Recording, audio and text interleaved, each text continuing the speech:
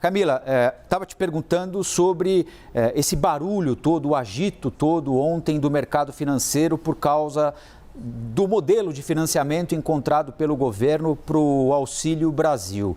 O que é que pega? O que é que fez com que o mercado ficasse tão agitado como ficou ontem? É a forma de financiamento? É a possibilidade de furar o teto?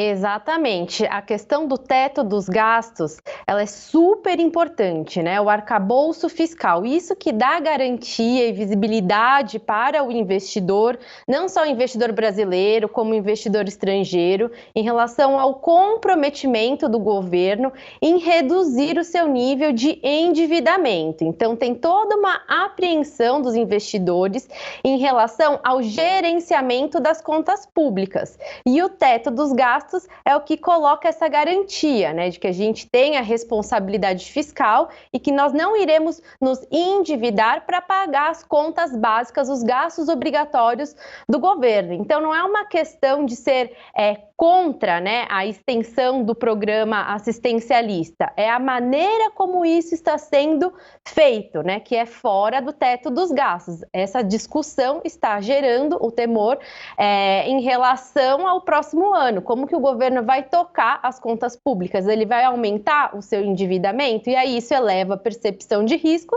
como deprecia o mercado acionário e também deprecia a nossa taxa de câmbio.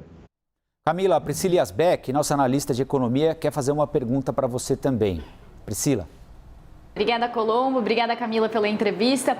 Camila, uma discussão que está acontecendo muito nesse momento é como que o mercado seria insensível às necessidades da população. Então, a população precisa de um benefício social, a quantidade de brasileiros abaixo da linha da pobreza aumentou depois da pandemia. Qual que seria a solução possível que o governo poderia desenhar para conseguir acomodar um programa social sem aumentar a percepção de risco do país, que, como você falou, bate em juros, bate em dólar, bate em inflação e acaba prejudicando essa própria população que é o foco desse tipo de benefício? Exatamente, Priscila. É uma equação que não é fácil de ser resolvida, né? Então, a primeira metodologia que o governo tentou adotar foi financiar a extensão do auxílio emergencial, na verdade, transformar todos esses programas, né, num pacote que é o Auxílio Brasil, pela reforma do imposto de renda. Isso iria ser uma fonte de recurso para colocar o programa em prática. E ele parece que não vai ser bem sucedido com essa solução, por isso que nós estamos vendo essa colcha de retalhos através da PEC dos precatórios, que tinha a discussão de um outro objeto ali, que era, né, a questão da dívida da União. Então, nesse momento, a solução seria não fazer esse gasto de R$100 extra teto, né, fora do teto dos gastos. Por quê? Isso eleva a percepção de risco e isso prejudica essa população, né, que seria atendida pelo benefício. Porque o que acontece? Quando você faz um gasto fora do teto, esses R$100 extra, né, ele gera um efeito inflacionário, porque traz uma desvalorização para a nossa taxa de câmbio e traz uma elevação da inflação e acaba corroendo a renda dessa população que seria beneficiada monetariamente. Então, a gente tem um efeito secundário se isso for feito da maneira errada. Camila, que sinais o governo pode passar agora? A nossa situação fiscal já era muito ruim antes da pandemia, piorou com a pandemia e não é um problema que se resolva do dia para a noite, né?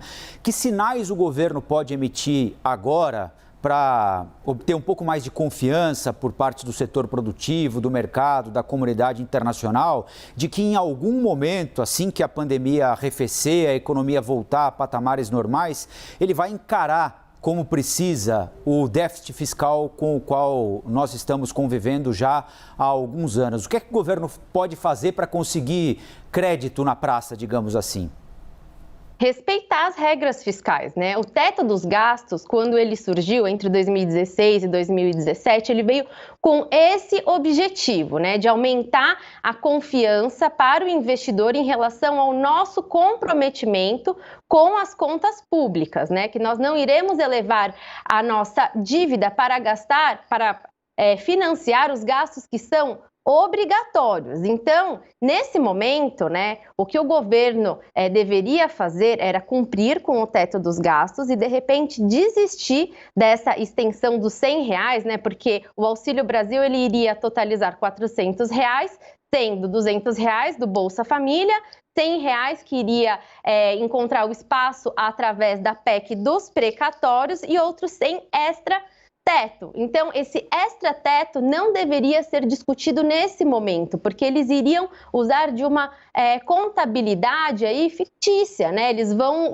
abrir crédito extraordinário, que isso só é possível numa situação de calamidade, e a maneira como eles querem justificar essa situação de calamidade é em cima da taxa de desemprego, que continua muito elevada. Então, os questionamentos que os investidores fazem em relação à maneira como isso está sendo feito, é de repente, além dos R$100 extra-teto, eles venham a acomodar esses R$100 que tem um espaço por conta da PEC dos precatórios também fora do teto, e aí eles utilizam esse recurso para as emendas parlamentares. Então, a discussão é justamente essa, né? Essas alternativas que o governo fica tentando encontrar para fazer a colcha de retalhos e garantir esse subsídio à população. Mas a população ela vai ser prejudicada porque a maneira como isso está sendo feita gera mais inflação e corrói o poder de compra da população.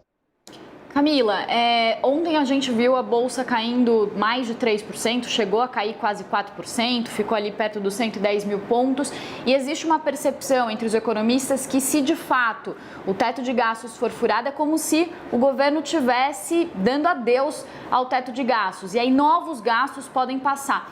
Qual que é a perspectiva diante de um cenário mais negativo do ponto de vista fiscal? Até onde que a Bolsa pode cair?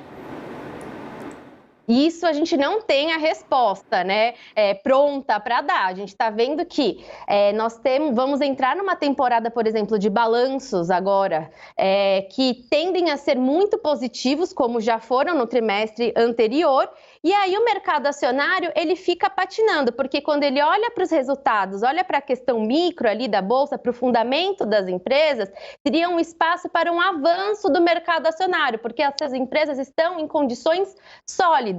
No entanto, toda essa incerteza em relação ao cenário econômico coloca aí um limite, né, para as ações, porque gera uma percepção de risco e aí o que acontece?